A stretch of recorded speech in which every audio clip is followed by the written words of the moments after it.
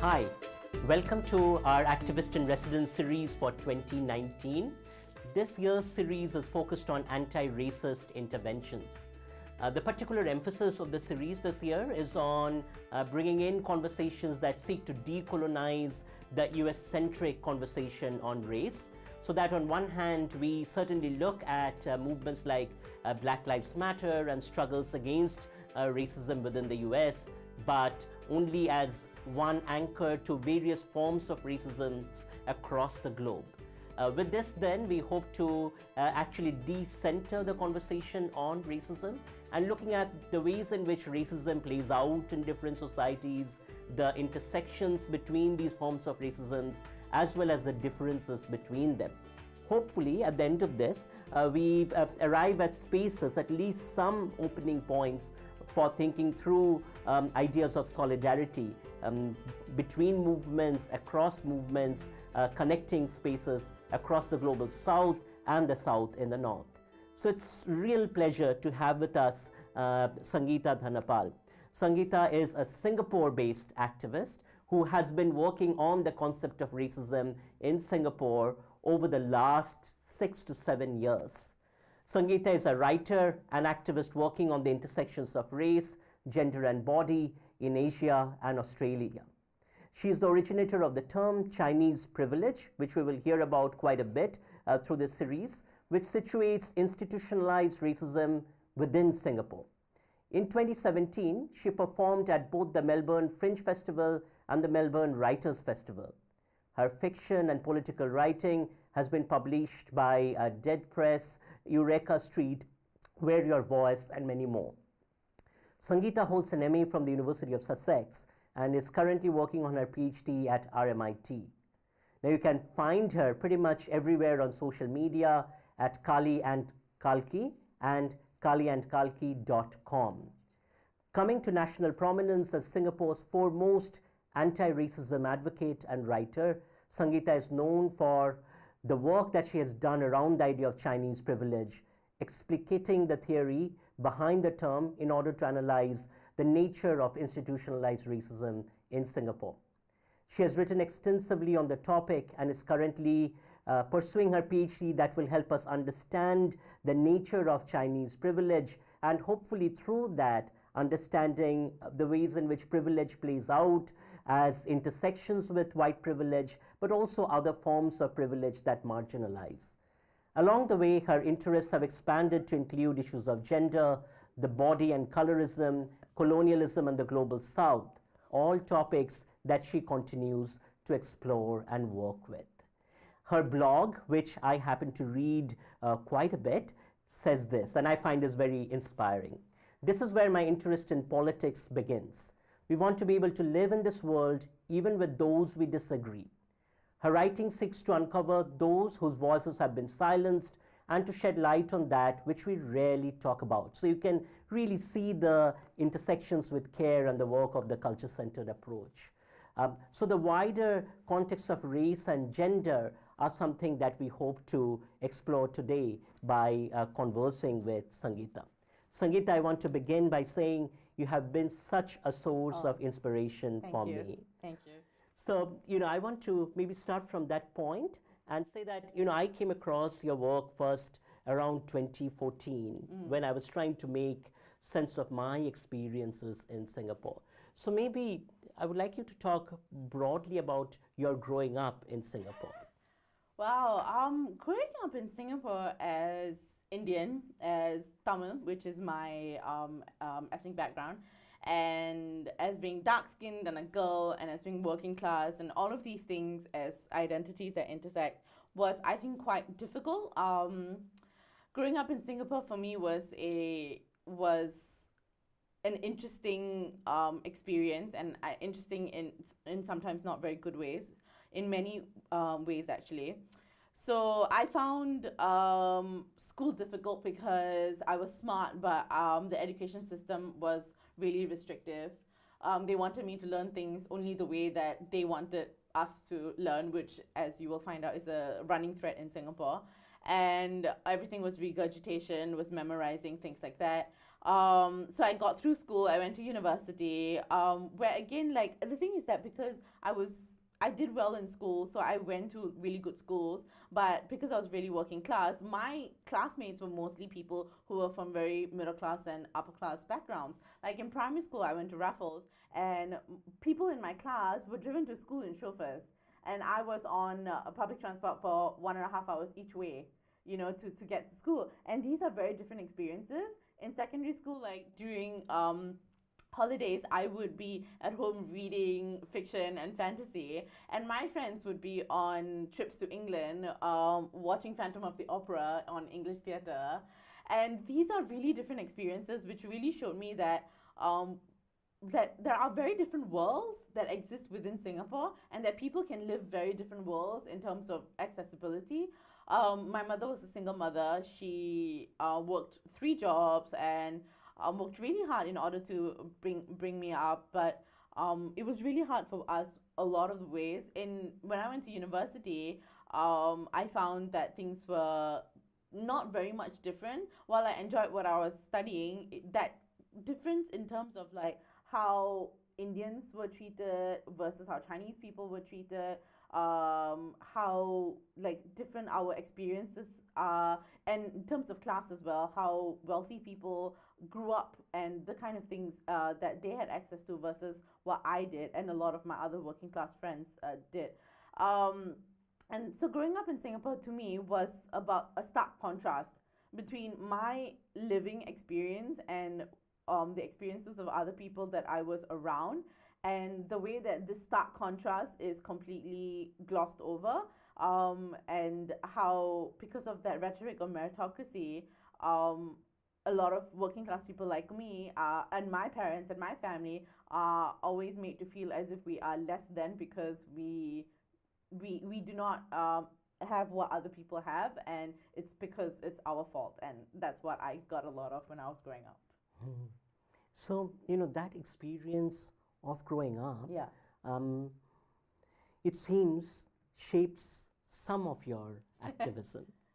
Yes, it shapes a lot of my activism. I think it shapes a lot of my activism because I think that, like in writing, the golden rule is write what you know, right?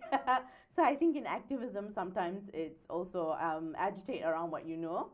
And this is what I know intimately. Being working class, being Tamil, and being poor. This is what I know of in Singapore. And so a lot of my activism is around race, gender, and class. Yeah. So, you really bring up this interplay of race and class.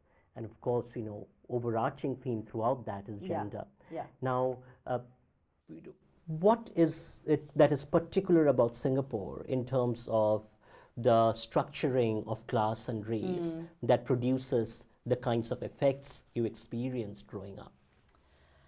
I think, to tell the truth, I think that in terms of how race and class are structured, it's actually not that different from, say, America or Australia. Race and class are intertwined, as they always are, isn't it? There's a lot of racialization and stereotyping that happens of minorities. Malay people are told that they are lazy and drug addicts. Indian people are told that they are violent and alcoholics. So this kind of thing that happens to minorities all over the world, where they are racialized and then there's policy made around those racializations, is quite normal. I think what is different with Singapore is that Singapore is able to, yet despite all of these things, sell itself as almost like a post-racial utopia. It sells itself as having solved its racial problems. It sells itself to the rest of the world as a model for a multicultural existence, right? And its policies, its housing policies, its education policies are almost studied in other parts of the world and seen as a success in terms of integrating minorities and majorities and treating people as equally as they possibly can. And I think that what is interesting is that I think it produces this kind of institutional gaslighting of minority experiences that then makes it difficult for us to actually be able to talk about Singapore. Everywhere I go and people ask me, where are you from? And I say, I'm from Singapore. And it's always, oh, I love Singapore. Singapore's so great. And my comeback to that is, what is it that you love about Singapore? Because growing up as a Singaporean, like I was treated so badly, as were other Indians, that there's very little for us to love about Singapore. And I think it's that dissonance, right, between what people think Singapore is and what our actual experiences are that actually makes Singapore kind of unique in that way, that despite all of these problems and racial inequalities, it has such a good PR campaign that it is able to sell itself as so much better than what it actually is. So there is a communicative component to this, Yeah. and I certainly can Yeah. share that with my own understandings of Singapore. Like when I arrived in 2012, with my understanding of the literature, the CMIO model Yes. of Yes. state management, Yeah. and incorporating minorities in spaces and structuring Yeah. spaces harmoniously, that is a seductive appeal. And combining that with my very superficial experiences as an expat Yes. within the first year, Yeah. I would say that Singapore appeared to me Yeah. to be the model to be replicated Yes. all over the world. Yeah. Certainly in the US, with the kinds of experiences that African Americans have, Yeah. in India with the kinds of experiences that Muslims have, Yes. Singapore seemed to be a solution, right? Yes. But what you're saying rejects that kind of understanding. Yeah.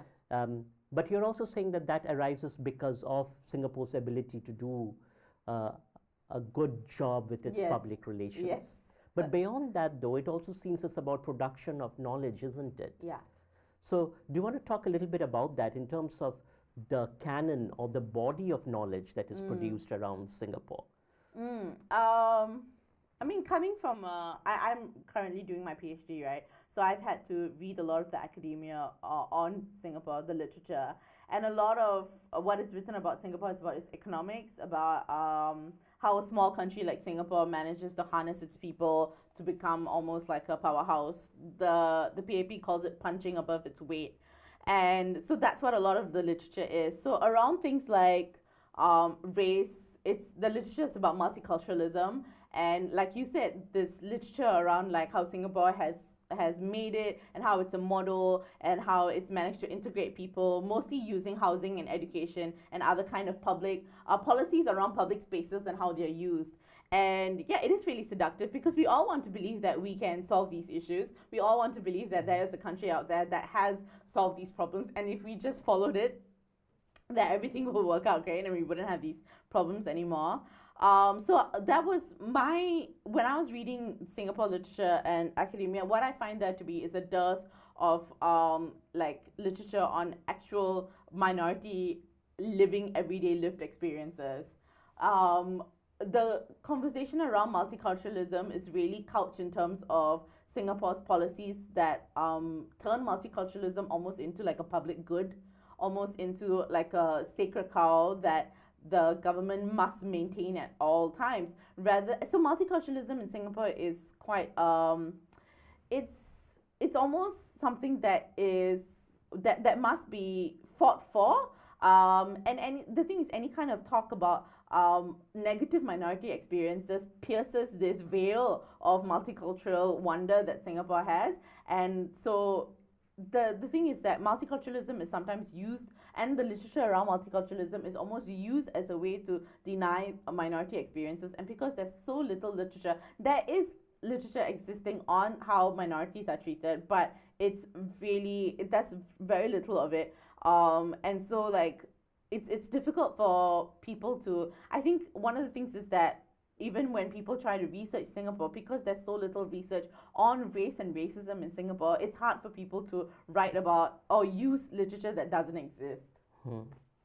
So you talk about when a minority voice expresses itself. Yeah. And in some ways this might relate to your own experiences being a minority, that it disrupts that narrative. So can you talk a little bit more about that in terms of what happens when a minority voice expresses itself?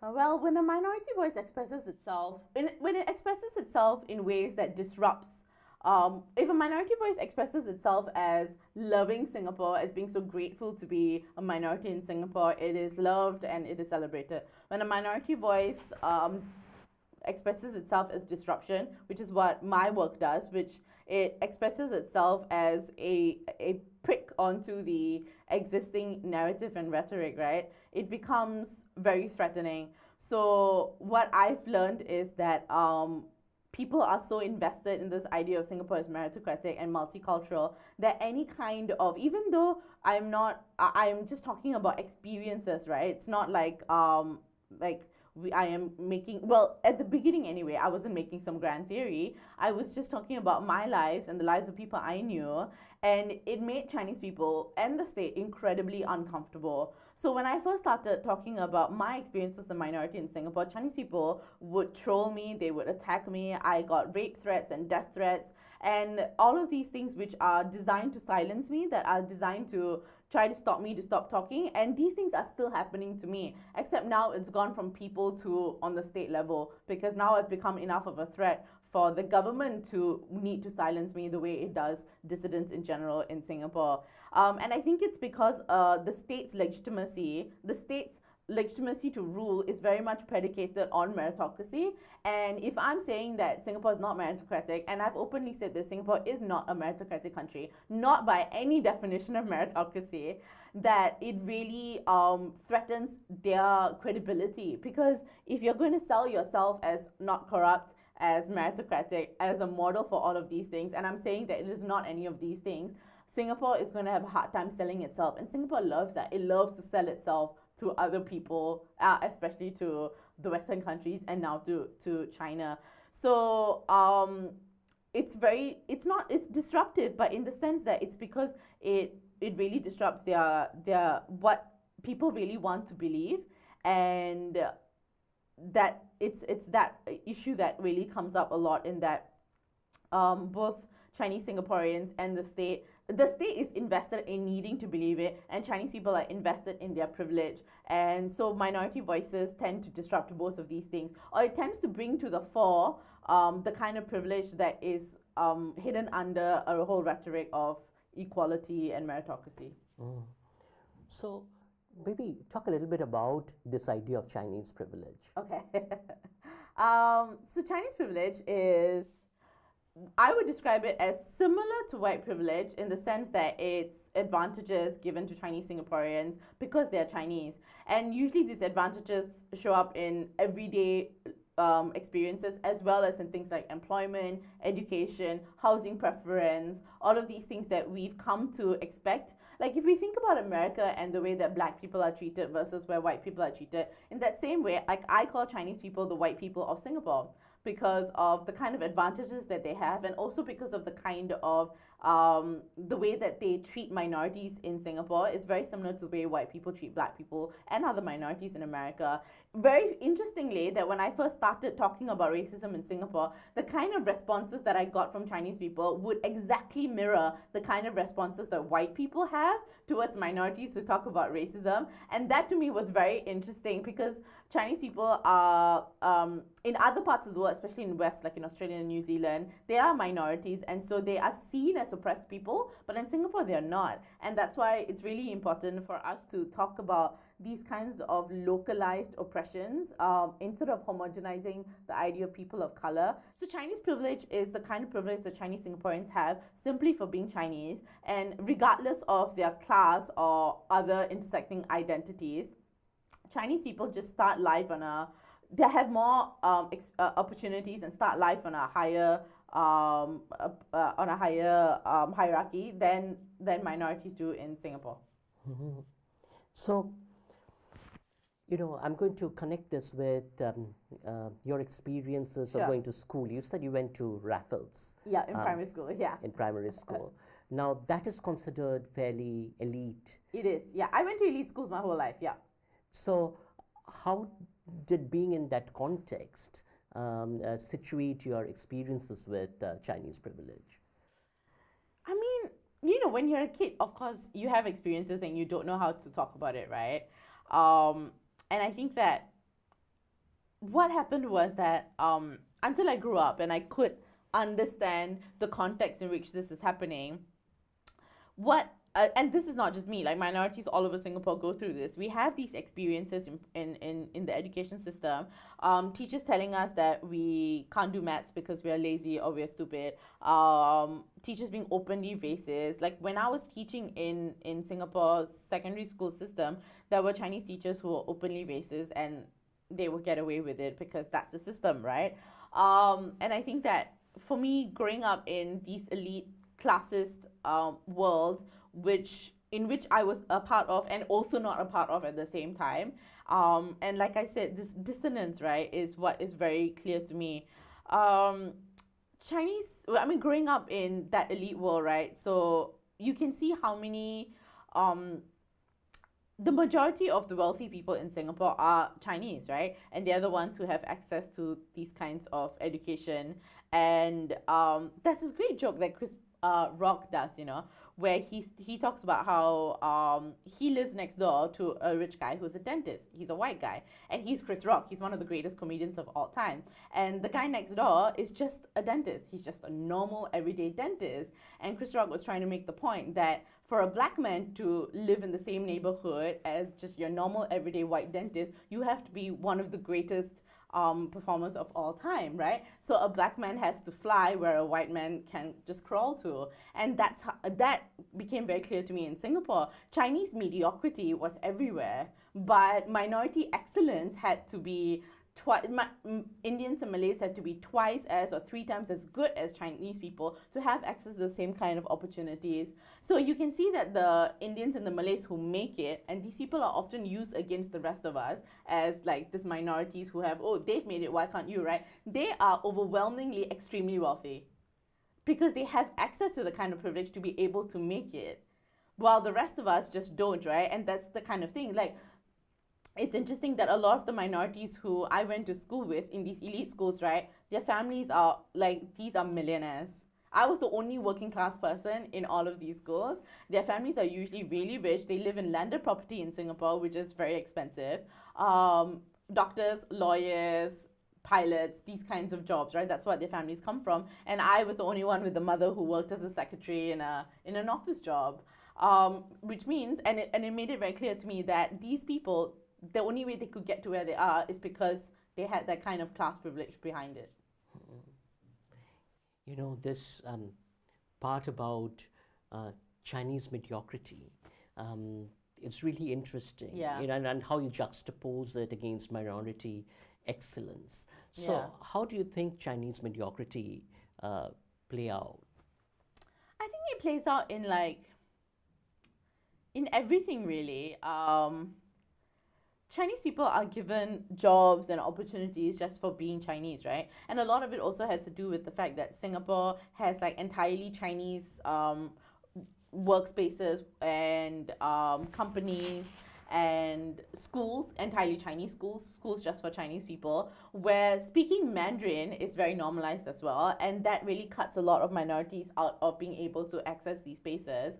And so what happens is that Chinese people who are not as good as certain minorities, many minorities in many of the cases, are given scholarships, positions, and jobs that other minorities would have to work really hard to get. And that means that most middle management and a lot of upper management in Singapore is really full of mediocre Chinese people. And I see it in academia as well in Singapore, which is a lot of the literature that I read around Singapore is so bad. And I don't understand how these Chinese men get away with, and women get away with writing the things they do. And I realize it's really because they're Chinese. And so they're allowed to write these really mediocre things, and they're allowed to publish them, and they're even celebrated for it, because within the context of Singapore, Chinese mediocrity is perpetuated and celebrated and continued because Chinese mediocrity serves as a way to stop minorities from being able to move up the ladder as well. So in that sense, you're saying that the gatekeepers of knowledge, right? So, Right. and this sort of makes me go full circle because, when I was reading the initial literature, it was emerging from this particular space that you say is mediocre. It is, and very Chinese. And very Chinese. Yeah. Right? And very celebratory around Singapore's policies towards Right. multiculturalism. Yeah. So in that sense, you see, this is really interesting, because what you're then saying is that the knowledge that is produced Yeah. on Singapore, Yeah. what would be Singapore studies, Yeah. or the social science Yeah. on Singapore, is produced by Chinese mediocrity. It is, and that's why so much of my work is really cognizant of minority voices, right? It's the minor narrative that pierces through the meta narrative. So these Chinese voices are the ones they're constantly talking for us, over us. They're telling us how to think and what we should be saying. And so knowledge production is held in the hands of rich Chinese, mostly mediocre men in Singapore, and knowledge production from minorities inevitably has to take place outside of the very strict parameters of what is allowed, right? But these are the elite spaces. And so like knowledge production, like what I do, which is I have a blog that actually collates the kind of experiences that minorities have had in Singapore. And I would not have been able to do that within academia in Singapore, because I would just not have the support to do so. But because I produce this kind of knowledge outside of these elite spaces, I am looked down upon because I'm not part of the elite. But the work I do will never be part of the elite, because it is meant to be that way. I cannot, my obsession with minority voices will never be allowed into the elite, because the elite is meant for Chinese mediocre voices who want to do research on us and treat us almost in this very anthropological sense, where they want to talk about us, but they never want to allow us to talk about ourselves. This is really interesting, because, I'm thinking now as a social scientist. and I'm thinking that, okay, so if there are empirical studies, for instance, of the Tamil Indian experience, or the Malay experience, which was sort of, in my own journey within the context of the work of care. And that's when you start listening to the voices, and you would think that would disrupt your ideological construction of this harmonious society. So, but that doesn't seem to have happened. Yeah. Why not? I don't know. I mean, I think it's, in some of my research, there are some really good minority academics who are writing about this, right? There are very few. I think part of it is a numbers game. Minorities are quite powerless in Singapore, and a lot of this is really because we just don't have the numbers to be a kind of force, and I've talked about this elsewhere, which is that I think there's a lack of solidarity amongst minorities, because we are always pitted against each other, and we are taught to see each other as competition for Chinese patronage, which is what is existing within the literary scene in Singapore, within the academic scene in Singapore. And so minorities find it really hard to find like solidarity with each other. And so we are numerically weak to begin with, and the numbers that are there, we don't band together. And so I think this is a huge part of the problem, but partly because I think that the kind of literature that is taken as Singapore academic literature is always Chinese, and it's always this kind, because it feeds into the state narrative that it has done great things for its minorities, right? So any kind of minority literature that disrupts this would not be considered part of the great canon of Singapore academic literature. So, but you're right, it does exist out there, and there are times when I'm doing research on this and I think, there was no need for Singapore to wait for me. Like when I showed up, I changed a lot of things, but I feel like the literature existed out there that showed clearly that Singapore is really, really racist. And so sometimes when I read it, I think, why is there why is it that for so many decades we did not even talk about this? And I mean, I don't always know the full answer, but my theory is that I think it's just because it is always kept under, and there's always this ability in Singapore to be able to sweep things under the rug, to be able to keep things out of the public eye that could be dangerous in any way, and I think that's part of it. So a lot of this literature, it's very few of us out there, and so it's easy for the government to be like, all academia in Singapore to just leave it to the side, and this is the stuff that Singapore canon, read this. Mm-hmm. So your work in that sense is phenomenal. Thank because you made the conversation on racism possible in some ways. So do you want to talk about the journey that brought you to that place. Sure. Um, I was writing my master's dissertation, and I was reading a lot of Fanon and bell hooks and these other, like, critical race theory, a lot of the canon that comes out of that. And I was finding that my experiences as a Tamil person in Singapore very closely mirrored the Black experience in America, which is crazy because we have such huge different historical circumstances, slavery versus like coolies or indentured labor, that kind of different circumstances. So my question that I kept asking myself, how is this possible that, like, when Black people talk about being Black in America, it's so similar to the way Indian people can talk about being Indian in Singapore? And so that's how it started, right? I started thinking about how Chinese racism could be analogous to white racism, to white privilege, to white supremacy. But that's a global thing as opposed to, Chinese supremacy being specifically situated in Singapore or China and Taiwan, places with a Chinese majority. So that's how I started talking about it. And I just wanted to situate my own experience. I honestly just wanted to be able to figure out for myself, why is it that I thought about things the way I did, or I spoke about things the way I did. What I didn't realize was that this is where I've learned a lot about articulation and how important it is to have a language to speak about what you feel. Because when I started talking about it, it really caught fire, and other minorities were like, "That's how I feel. That's exactly what I've gone through. Those are my experiences." So I still get emails and messages from minorities in Singapore, even in Malaysia as well, who say things like, "Until you came along, I didn't have a language to express how I felt. I didn't have a way to even understand that what I was experiencing was racism, that I was a victim of actual racism." Because in Singapore, you're told every day that there's no such thing as racism in Singapore. And so when minorities are like, "No, this is really racist," they are constantly gaslighted into saying that it's not, or into thinking that it's not. And my work, that's why it changed things, because what I said was, no, it is racism and you're not alone in it, and that, like, other people feel it, and that we can actually be together, we can organize around this, we can feel the same things. And that's what happened. So I started writing. It just started as me making Facebook posts talking about Chinese privilege, and then it started getting shared, it went viral, and then there was all of these other minorities being like, "Yep, this is how I feel, this is my experience," and things like that. And I think what it's done is it's opened up, like you said, a space for conversation on racism in Singapore that didn't exist before. Because I didn't start by asking if there's racism. I didn't start by asking if there are certain places with microaggressions. I started by saying, no, there is racism. There's a lot of privilege that Chinese people have that minorities don't have. And let's talk about that. And I think that in itself was already, I didn't play by the rules of the government. I didn't play by the rules of the current discourse, by the rules of what the current academia was doing, refusing, pussyfooting around race, and there's literature out there that shows numbers, of actual racism. And yet that entire, like, I was reading this particular book where chapter after chapter showed that there's racism with numbers, but the entire book, right, not once did the word racism even be mentioned.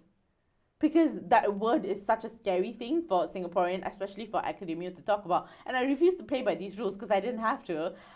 So I said these things, and that forced the space to open, because it's not just me, right? When I started the petition for Thaipusam in Singapore, 10,000 people signed it in a day, right? And so when the public discourse and when the state is faced with that kind of numbers, it has no choice but to allow for that space. And so that's what I did. And now, like, within the few years of me doing this, we went from not being able to talk about race and racism at all to having open conversations on Channel News Asia, which is one of the state TV channels, and news channels, talking about it. But I think it's also interesting that because when I first started, like, I was called this cook on the internet, a crazy person. I was trolled really badly. Even other minorities would pick on me because they would get, like I say, it's all about competition for Chinese patronage. So they want to signal to their Chinese friends and to their Chinese bosses that they're not like me, that they're not that kind of minority. So I would get picked on by other minorities as well. And some of these very same minorities now want to position themselves as a new voice on race in Singapore. So what I've done is that I've moved the conversation so much that it's almost become become okay for people to talk about things that they never used to be able to talk about. And because it's becoming normalized, to the point where people start using Chinese privilege. When I first started, Chinese privilege was like, no, there's no such thing as privilege in Singapore. How dare you? No one has privilege. And now the term itself is something that even other Chinese people use, that people talk about, use in academia. That there's even going to be, like, there was going to be a conference at NTU on it. All of these things didn't exist a few short years ago. So we went from not being able to talk about race to being able to study race, you know, and it's because of my relentless pushing towards, like, let's talk about it. Yeah, but I think that it's really interesting that we've gotten to the point where it's normalized, and now, like, people almost act as if Chinese privilege as a term has existed forever, and people act as if, like, this discourse around racism has existed forever. There's almost this kind of, like, great memory loss, as if just 5 years ago, like, anybody talking about race would be called a racist, you know, and to the point where I'm erased from my own work. Or like all these Chinese people who are using my work, and other minorities who are using my work, and who would not be able to talk about race without me, because, like you said, I opened up that space in the conversation for it. And really, it's a theft of sorts of my work, while constantly erasing. My name is never mentioned. In fact, a lot of times they go out of their way to make sure that I'm never mentioned in any of these things, because I'm seen as this great disruptor, and they want to use my work because it's useful, but at the same time they don't want to be in any way connected to me, because that's problematic for them. Okay, this is such an amazing thread of the conversation. So I have two questions. Sure. I will hang on to one where I want to ask more about Thaipusam Sure, for right, our global audience, Sure. and have you explain your intervention. But I want to first get to this question of stigmatization and erasure, because it seems like part of the co-optation, the theft of your work, and your erasure from that space is also a broader logic of a structure that perpetuates itself by stigmatizing you as a voice that is too radical. So maybe you could comment a little bit upon how these two things work together. The stigmatization and the erasure. Right. They do work together. So the stigmatization comes from, so in Singapore, there's almost a very, like, it's very obvious, this kind of stigmatization. People are told quite clearly that to step out of the boundaries is to invite this kind of isolation. So for me, I completely stepped out of the boundary, and then I went to a whole other place, right? So I was very clearly isolated. Like, minorities would send me private support, like messages of support, but very few people would have the courage to stand up for me or defend me on a public forum. Actually, a lot of the people who were doing so at the beginning were my Chinese friends, shockingly, you know, because they had the privilege to be able to defend me without that kind of blowback that other minorities would be experiencing. So I think it's really telling that even the people who supported me were scared to support me publicly.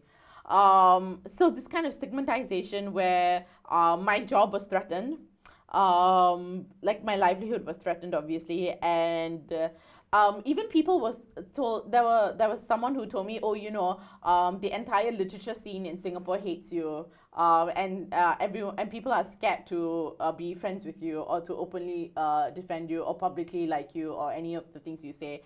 And so this kind of like the sectors of Singapore, especially literature scene in Singapore, likes to act as if it's progressive, as if it's different. But the truth is that they are not at all. They reproduce these very same racist ideologies and structures anyway. And so this kind of stigmatization was very much meant to keep me out of any of these spaces that I should have not just access to, that I should be an important voice of, because they're meant to be progressive, but clearly they're not, right? So part of that stigmatization was about making sure that I feel isolated and alone, so that I stop, or at least I feel so alone that I stop saying the things that I say. But I didn't, because that's not who I am. Like, if you piss me off, I'm just going to say it more. And so what happens after that stigmatization is that if I refuse to be co-opted, what happens is that my work is so important that people need it. minorities especially, a lot of minorities are now using it as a way to write about race in Singapore. Not just minorities, Chinese people are using Chinese privilege as a way to write about racism in Singapore because it's different, it hasn't been done before. So within academia, it's new and it gets them all these this social capital and cachet and points, right? But the thing is, like, a lot of these people also hate me because I refuse to play by the rules. They played by the rules, right? I didn't. I went outside of these organizations. I wanted to build a ground up kind of consciousness among Singaporean minorities to maybe my whole thing is to get people to be able to articulate their experience and to do it publicly. And if they do that, other people, they gain solidarity with other people. So I didn't want to go through NGOs. I didn't want to work with the government. I didn't want to work with some politician. I talked about things and I made sure that other minorities heard me talking about things. And that, for the people who played by the rules, that was very scary, that I not only went outside of these structures, but that I flourished in these structures and that I managed to get to people on the ground without using any of those things that are already set up by the government or by institutions. And so they hate me, or they would talk about me, or a lot of these things, like I said, these things are organized around disliking me. But they need my work because they need it to, in order to actually be relevant while talking about race in Singapore, you have to use my work. Like, you can no longer get away with just talking about multiculturalism in happy terms. Like, in order to be relevant and real and new and be exciting within academia and within writing at all in terms of race in Singapore, you have to use my work. But because they hate me, they don't want to actually properly credit me. And so there's a lot of this kind of erasure, you know, that comes with, like, them wanting to take my work, use it, and benefit from it, profit from it, gain patronage with it, get into these spaces with it without ever once mentioning my name, going out of their way to try to disassociate me with my work. I actually saw a tweet once by this minority, a gay minority, gay Malay man, right, who hates me because I think, like, he desperately wants to play the game and I desperately do not want to. And he actually said this: Chinese privilege is important, but it cannot go anywhere as long as Sangeetha is the face of it. Like, of course I'm the face of it. It's my theory. It's my work. Right. How can I not be the face of it? Right. And that nobody else can be the face of it. Nobody else should be the face of it. No one else should be, you know, be allowed to decide what it is except the person who came up with it. Right. Yeah. So, you know, I want to just build on what you're saying, because it seems there are two things that are happening. One is sort of just, if you think about the ethics of it. Yeah. This is plagiarism. Yeah. In any academic parlance, this is not okay, not acceptable, and it's academic misconduct. It is. That's one right? level. Yeah. But the second level I want to add is that this plagiarism goes hand in hand with a systematic process of erasing Tamil women who articulated this by using certain codes of civility. That you're threatening maybe to the face of the structure. So it is okay for us to take the idea of Chinese privilege and move with it because we can. Yes. Which in itself perpetuates this racist system. Yeah. Which, of course, they can because they have the privilege to do so, right? And one of the reasons that they can is because I haven't been published because I'm currently doing my dissertation on Chinese privilege, right? So it's not been published in academia as much as, say, other things, but I've published so much outside of it that they can steal from me, from my Facebook posts, from my blog posts, from all of these things, and get away with it because it's not seen as stealing from another academic. So this is also about democratizing what we mean by sources of knowledge production. Because, you know, when I write about Chinese privilege, of course, I have to think about going to you and building on that, because your blog post is sort of a seminal piece, an anchor or an entry point to talking about this. But a lot of academics in Singapore can use it, not even quote me, not even cite me, not even do any of those things, because not just academics, like I said, people in the literary scene as well. Because blog posts are not seen as academic, even though to me, the fact that these blog posts exist mean that it's about making this kind of knowledge accessible to Yes. people who don't have that kind of education. Yes. And in the end, that's what it's about. It's not about like some ivory tower academic being able to Right. talk about it. It's about people on the ground being Yes. able to talk about it. Right. So in that sense, it is still plagiarism. It is if still you're plagiarism. taking from Yeah. a blog post. Yeah. You know, but there seems to be the other part also, is that to make these kinds of articulations, Yeah. one has to place their body Yeah. under these stigmatizing forces, under the rules of disciplining. Yes. Yeah. Yeah. So I'm always subject to discipline and punish, always. So do you want to talk about that a little bit? I think it's not. I think it's once you step outside of the established rules of conduct and the established parameters of discourse, in Singapore, it is not just the state does not have to direct anything. These kinds of ways that people interact with each other have filtered down to the very smallest interactions within people, that it is natural for Singaporeans to be terrified of anything that is different. And so they naturally react in this way. They don't really need someone to tell them that, oh, she's an interloper, treat her this way. They do it naturally because it's part of the Singapore psyche. And it's because the PAP has been so good at perpetuating this kind of thinking in Singaporeans that it does not have to.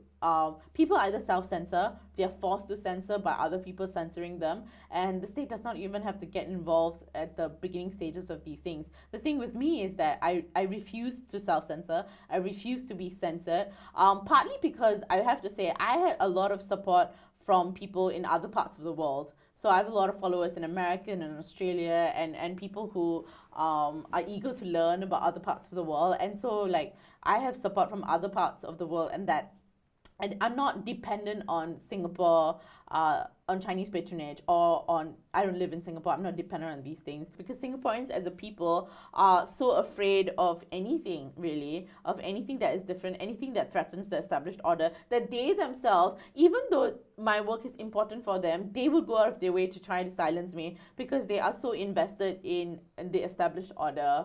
Of course, now I am no longer subject to just these kinds of everyday interactions or with institutions. Now I am subjected to state silencing as well. Like I was, before I moved to Australia, I was threatened with sedition. Just recently, I was detained in at the Singapore airport for over 3 hours, and I underwent questioning and interrogation over a Facebook public post that basically was about criticizing Crazy Rich Asians, the movie, and how it showed a false facade of Singapore.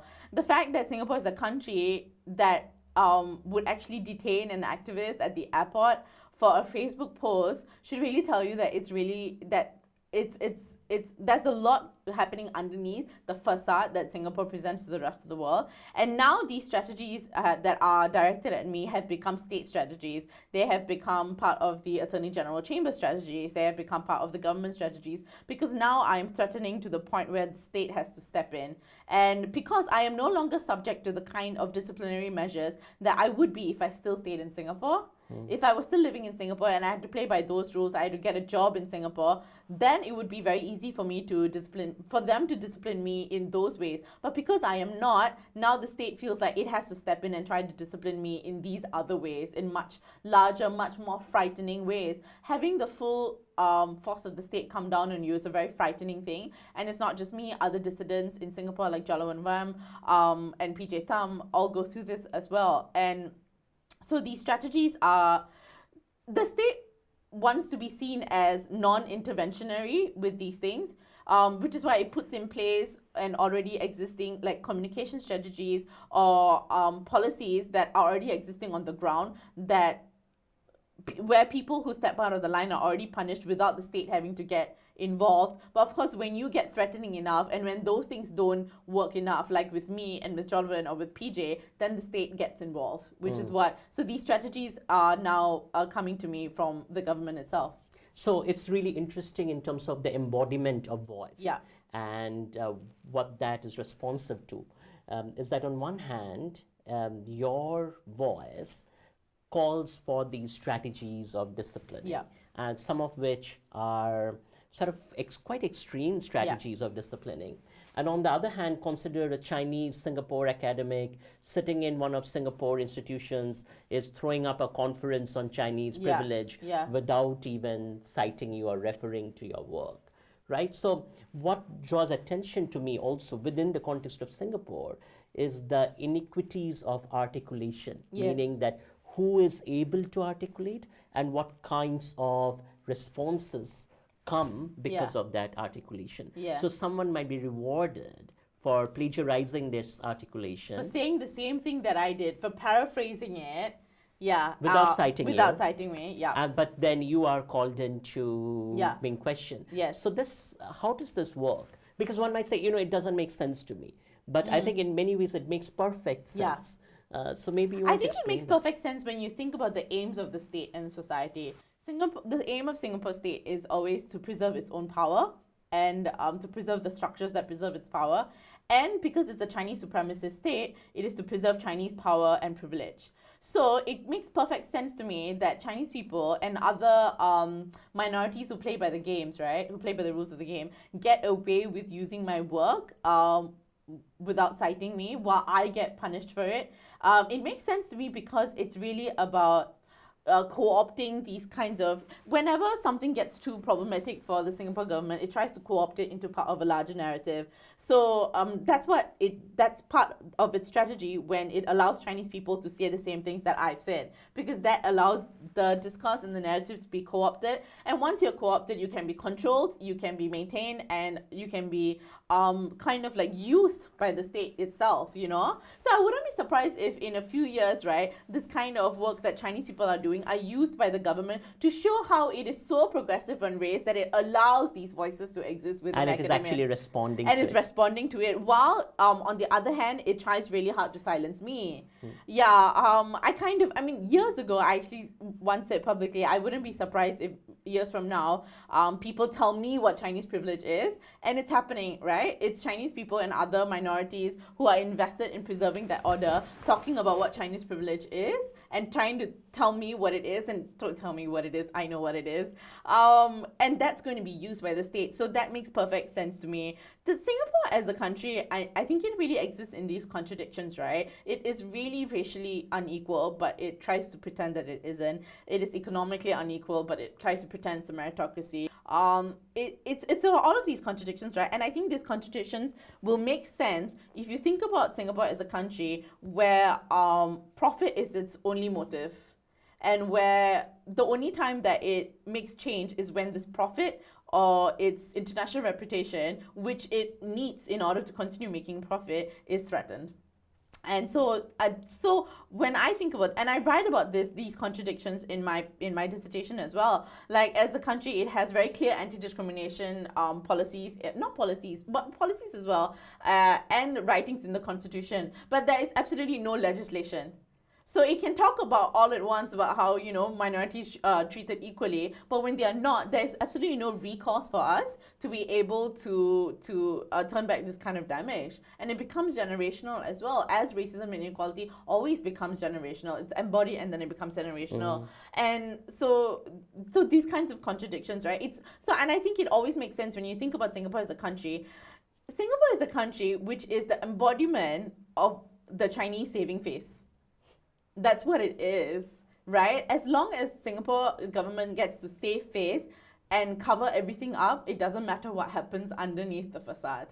Because internationally, it is seen as this great country. And only when you are threatening its face, that lovely face it has to tourists and visitors and all these people who come and live and work, these expatriates who come and live and work in Singapore, that's when you become the big threat to it, and that's why I'm a huge threat to it. Fascinating. Let's go back to Thaipusam.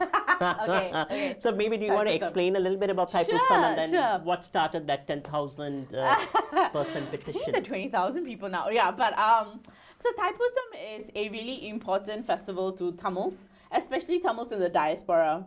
It's actually not even that big a deal in Tamil Nadu now, apparently, but so Thaipusam is a festival that's for the for the for Muruga, who is considered the Tamil god.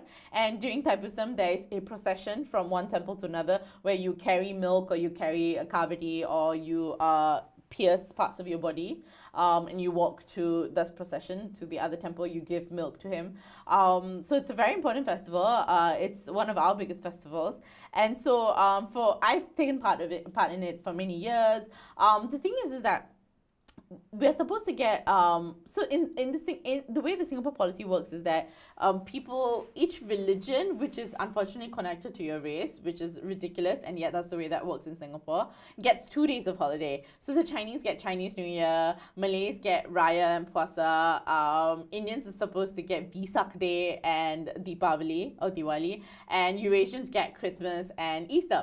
Okay, but of course these things never quite. I mean, there are Tamil Muslims, there are Indian Christians, there are, you know, there's all of these things, right? But the funny thing is that Vesak Day is not celebrated by most Indians. It's celebrated. It's a Buddhist religion. I mean, it's a Buddhist festival, so it's celebrated by Chinese people. So in essence, most Indian Hindus and Tamil Hindus make up the majority of it.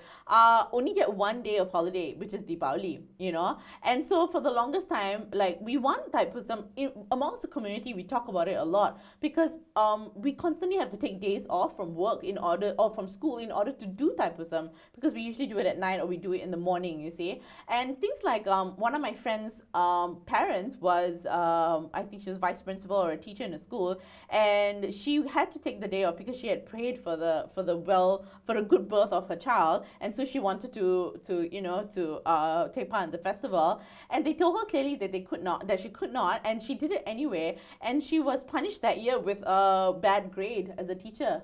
Yeah, so this kind of like, and it's not just one story. These kinds of like stories of people being punished for taking the day off to take part in their own religious festival is constantly happening. Then a few years, so we've always had music, people playing the drums. It's part of the larger procession. It's always been part of it. A few years before 2015, the government got all these expatriates who live in town, you know, complained about the noise at 2 a.m. in the morning, and so the government stopped people from playing music during the procession.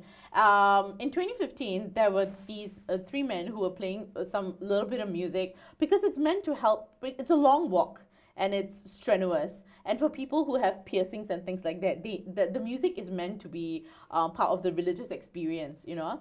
And so they were stopped by plainclothes policemen and told that they couldn't play music, and eventually there was a scuffle and there was a bit of a problem, and these men were obviously charged in jail because it's Singapore. And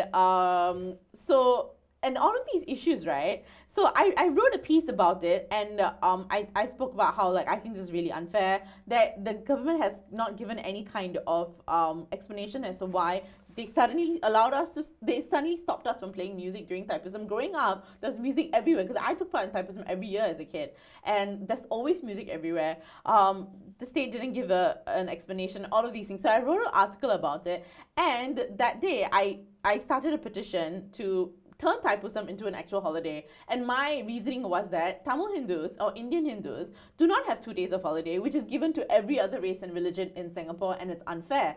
And it really, I mean, I think this must have been, like I said, right, there's rumblings of talk about this for a long time within the community, but it really caught fire, and in a day I got 10,000 signatures. I wasn't expecting that, honestly. Yeah, and I think now it's close to 20,000 at this point in time. I think the petition is still up, but yeah, it's a petition to turn Thaipusam into a holiday, and it scared the state, right? It really scared the state because the number of signatures that it got and all of that, and the fact that I very clearly laid out how and why this policy of attaching Vesak Day to South Asians rather than to Chinese Buddhists, who are the majority of Singapore, is quite unfair. And that really was because there's a clarity to that, and they kind of got really scared by that as well, and they immediately clamped down on, like, no, there'll be no such thing. Yeah, but of course, as is the way of Singapore, right, they will first start with, no, this is never going to happen, especially when it's a ground up approach, and then because they know that there are people are unhappy, a little while later, they will slowly introduce the very things that activists started, and they will pretend that it's their own ideas. So now, in the past 2 Thaipusam, music has been allowed in the processions again. And it's because of those men who fought back, at that moment. It's because of the people who organized around it. It's because of my petition and my article and all of us working together. Yeah, that solidarity between minorities. Yeah. And now they've introduced that back in. And I wouldn't be surprised if a few years from now they do make Thaipusam a holiday. Yeah, and while pretending that it was due to their consultative practices with the community, rather than the fact that it's activists who are outside of the system pushing for it. This is a great segue to our wrap-up question, Yes. And what I'm going to ask you is sort of two questions packed into one. The big picture question is, what is your hope for Singapore? But packed into two questions, I say, because as a part of that, I would like you to address this notion of solidarity. Because on one hand, you said that there is a lot of individualizing, that's the way of management. But as you explained with this example of Thaipusam, it is in solidarity that there is hope for ground-up change. So could you speak to that? I think it's not just in this, right? In anything, it is only in solidarity that there is any kind of hope for change. So my hopes for Singapore are not much. I'm not going to lie. I'm cynical about the country. I think that as long as the majority, which is Chinese people, as long as Chinese people continue to be invested in their privilege and continue to vote for a government that is really oppressive in many ways, just so that they can keep these privileges, as long as that continues to happen, I just think that numerically minorities are unable to be able to decide our own futures in a country like that. I don't really have hope for Singapore. I feel like every elections I see how people vote, and it makes me quite pessimistic. I see a few activists fighting back, talking about it, but I also see how quickly the state wants to silence them, and how the kind of lack of support that they have within Singapore. Like, we are a small bunch, and we support each other because we don't have a kind of groundswell of support. Even though, like I said, I'm sure they get messages of solidarity, but as long as there's no public defense of us, nothing's gonna really happen. So I'm not optimistic about Singapore at all. I actually think that the state of affairs are gonna get worse and worse with each elections, and with each. It doesn't really matter who's on top, because I think the systems and the structures are so oppressive that those things will not change. And I actually just think that as long as people are unwilling to publicly speak up, to publicly vote against the government, to publicly change these things, and to put themselves on the line, I just don't think anything will change. And I think that most Singaporeans deserve exactly what is coming to them, personally. That's me. But having said that, I do think that there is these moments and these pockets of solidarity. And I truly believe in solidarity as the only way for us to be able to change things. I do think numbers are a game. It is a numbers game to some extent. But it's also about connection, and it's also about this feeling of what the state wants is isolation. And one of the biggest things we can do is to fight against that feeling of isolation that we have as people, and that activists and writers have. And so if we can find, part of my work is that Indians and Malays in Singapore are pitted against each other, and one of the reasons is so that we don't come together against a very racist majority. And so my work, right, is that I'm very pro Malay people as indigenous to Singapore. I write about indigeneity. I talk about Malay history and Malay culture in Singapore. I often support Malay people, and I kind of talk. In fact, one of the reasons I was threatened with sedition was because I talked about Islamophobia, So I find that my work has actually done something, which is that it's brought solidarity between Indians and Malays in Singapore as minorities. And so that to me is really important. And I hope that we can continue feeling that sense of solidarity, because Indian people can be quite racist.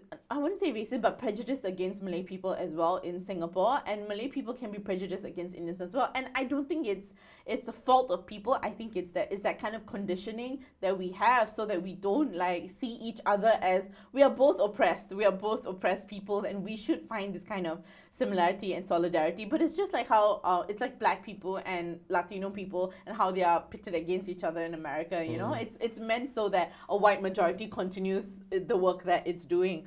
So I think that feeling a connection with other people, feeling like they are not your competition, feeling like they are there to be in solidarity with you, and hopefully that people, in the end, it's really about us feeling their solidarity and organizing together. And if we can organize together in a country where organization is seen as the most threatening thing, right? But even small bits of organization, teachers coming together to refuse certain teaching policies, workers coming together to refuse to work in certain employment spaces. Just if we can just organize in small ways, right? Maybe, you know, these kinds of, I believe in a ground up approach rather than a top down thing. And I think that change can only come if we are in solidarity and if we can organize. Great. Thank you so much, Sangeetha. Thank you for having me. It's really our pleasure to have you as our inaugural activist in residence for this series of anti-racist interventions. And looking forward to this week with you. Yeah, me too. Thank you.